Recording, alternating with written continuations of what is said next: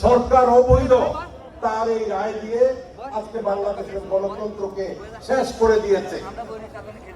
Madam Khaleda Zia 1995 সনে আন্দোলনের মাথায় শেখ হাসিনার নেতৃত্বে যে আন্দোলন ছিল, তিনি নির্দলীয় নিরপেক্ষ তত্ত্বাবধায়ক সরকারের প্রবর্তন করেছিলেন এবং দেশে সুষ্ঠু নির্বাচন হয়েছে।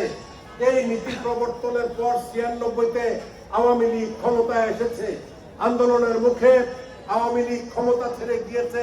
দেশনেত্রী বেগম খালেদা জিয়া এই দেশে সরকার গঠন করে 2001 থেকে 6 পর্যন্ত সরকার চালিয়েছেন। আবার 2008-এ যদি ওইটা নির্দলীয় নিরপেক্ষ সরকার ছিল না, সেটা ছিল ইমার্জেন্সি গভর্নমেন্ট, সেই আমলে নির্বাচনে একটা বড় রকমের স্থূল কারচুপির মাধ্যমে সেই দিন বিএনপিকে ক্ষমতায় আসতে দেয় নাই। এই 2008-এ ক্ষমতায় এসে 1911 সনে এই খায়রুল হক তখন চিফ জাস্টিস ছিল, এই খায়রুল হকের মাধ্যমে নির্দলীয় নিরপেক্ষ তত্ত্বাবধায়ক সরকার পদ্ধতি সে বাতিল করে দেয়। তার বিরুদ্ধে আমরা আন্দোলন করেছি, সংগ্রাম করেছি এবং 2014 সনে আমরা তখনকার 18 দলীয় জোট নির্বাচনে অংশগ্রহণ করি নাই। আমরা নির্বাচন বাদ দিয়েছি, কারণ একটা সরকারের অধীনে কখনো অবাধ সুষ্ঠু নিরপেক্ষ নির্বাচন হতে পারে নাই। বিগত সময়ে হাসিনা উপলব্ধি করেছিল, যে কারণে আমরা নির্দলীয় নিরপেক্ষ তত্ত্বাবধায়ক সরকার দিয়েছিলাম। 18-তে সে যখন আমাদেরকে প্রতিশ্রুতি দিল যে আমি বঙ্গবন্ধুর কন্যা, আমাকে আপনারা বিশ্বাস করেন, আমি একটা অবাধ সুষ্ঠু নিরপেক্ষ নির্বাচন যেভাবে হয় সেইভাবেই আমরা নির্বাচন করব। 18 সনে আমরা নির্বাচনে গিয়েছিলাম।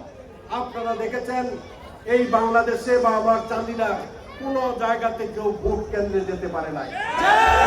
জায়গা প্রতিটি নির্বাচনের বুথ নির্বাচনের আগের রাতেই তারা ভরে রাখছে। আলী আশরাফ তখন নির্বাচন করছিল, আমিও করছি। আমি আপনার কোন কেন্দ্রে গিয়ে দেখি নাই যে স্বাভাবিক ভোট হচ্ছে। আমি প্রার্থী হিসাবেও প্রিজাইডিং অফিসার কোথায় কত ব্যালট আছে সেইটা আমাকে দেখান নাই। তো সুতরাং সেটা ছিল নিশিরাতের নির্বাচন।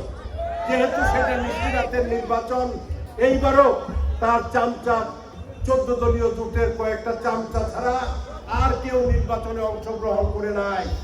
2014 সন থেকে আমাকে এবং কর্নেল অলিকে তার সাথে নিয়ে এমপি মন্ত্রী বানানোর জন্য বহু চেষ্টা করেছে, কিন্তু আমার দলীয় নেতা কর্মী, আমার চান্দিনার শুভাকাঙ্ক্ষী ভাইয়েরা বলেছেন যে আপনি এই পাতানো খেলা খেলতে যাবেন না। আমি সেই পাতানো খেলা খেলতে যাই নাই। যদি হাসিনার সাথে যাইতাম, 3 সরকারে আমি দেশের এমপিও থাকতাম, মন্ত্রীও থাকতাম।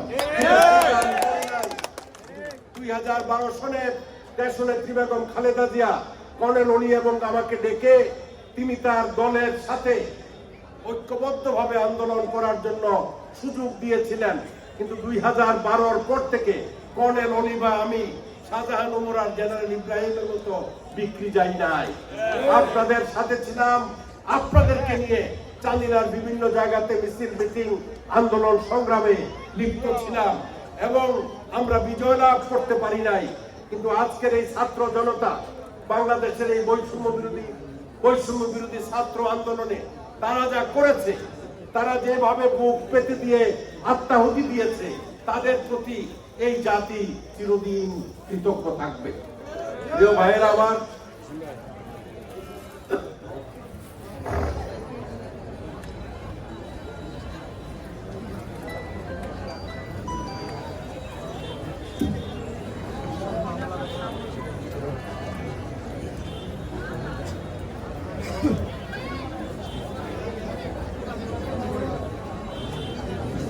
আপনারা তার শাসনামল সম্পর্কে জানেন।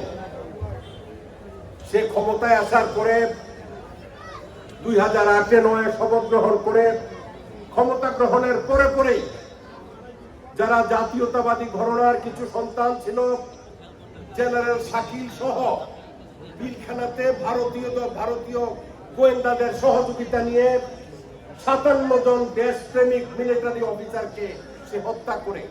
সেটা ছিল 2009 সনে 25 ফেব্রুয়ারি। আমি এই অন্তর্বর্তীকালীন সরকারের কাছে আহ্বান জানাবো, এই পিলখানা হত্যাকাণ্ড ছিল একটি ষড়যন্ত্রমূলক হত্যাকাণ্ড।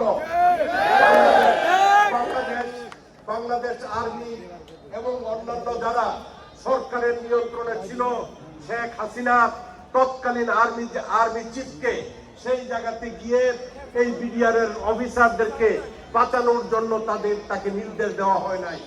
আজকে বিভিন্ন জায়গায় তারও বক্তব্য আছে যে প্রাইম মিনিস্টার বলেছে যে না, তোমরা যেতে পারবে না।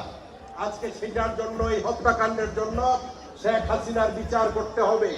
তার সাথে এই 57 জন বিডিআর অফিসারের, তারা আর্মি অফিসার, সেনা কর্মকর্তা, এদের হত্যার সাথে যারা জড়িত, নানক জড়িত, তার ভ্রাতস্পুত্র কি একটা ব্যারিস্টার আছে, তারপর জড়িত, এবং অন্যান্য যারা জড়িত আছে তাদের বিরুদ্ধে তদন্ত করে আইনি ব্যবস্থা নিতে হবে।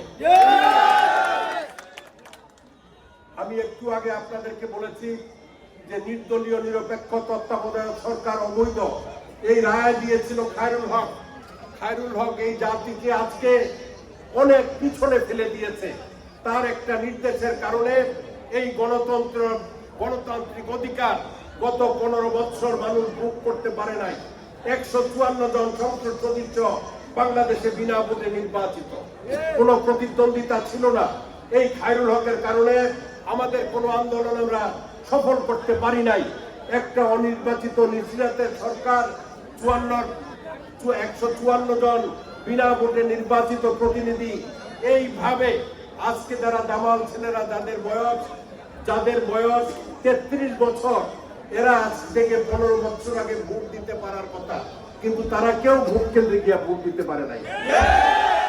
আজকে দামাল ছেলেরা, ছাত্র যুবকরা, যাদের বয়স 33-34 বছর, তারা কেন্দ্রে গিয়ে ভোট দিতে পারে নাই।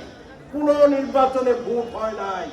ইউনিয়ন পরিষদের নির্বাচন লুটতরাজ হয়েছে, উপজেলা নির্বাচন লুটতরাজ হয়েছে, পৌরসভা, সিটি কর্পোরেশনের নির্বাচন, সব জায়গাতে লুটতরাজ, ভোটের একটা লুটের চরম কাণ্ড ঘটেছে। সুতরাং এই দেশের মানুষ গণতান্ত্রিক অধিকার ফিরে পায় নাই। এই দেশের মানুষ যদি গণতান্ত্রিক অধিকার পেতে হয়, এই অন্তর্বর্তীকালীন সরকারকে বলবো, আজকে অন্তর্বর্তীকালীন সরকারের কোনো পদ্ধতি নাই, কিন্তু ডক্ট্রিন অফ নেসেসিটি বলে সুপ্রিম কোর্টের রায়ের বদৌলতে আপনারা আজকে অন্তর্বর্তীকালীন সরকার গঠন করেছেন।